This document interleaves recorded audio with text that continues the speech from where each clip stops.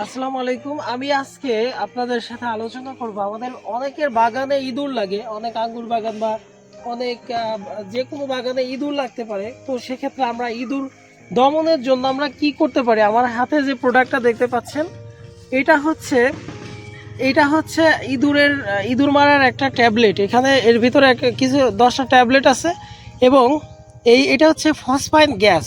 তো আমরা যখন এটা খুলে এই প্রোডাক্টটা খোলার পরে যখন আমরা এই একটা ট্যাবলেট ইঁদুরের গর্তে দিয়ে দেবো, সেক্ষেত্রে গর্তের মুখটা আটকাই দিলে সেক্ষেত্রে ইঁদুরটা কিন্তু এই গ্যাসে দম বন্ধ হয়ে মারা যাবে।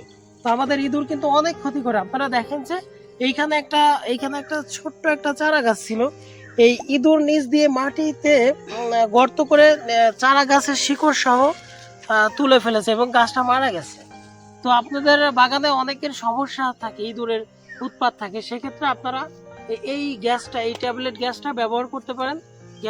এর এক একটা ট্যাবলেট প্রত্যেকটা ইঁদুরের গর্তে যদি দিয়ে গর্তের মুখটা আটকিয়ে দিতে পারেন, সেক্ষেত্রে ওই গর্তের ভেতরে বিস্ফোরণে অথবা গ্যাসের বিষাক্ত গ্যাসে ইঁদুরটা মারা যাবে।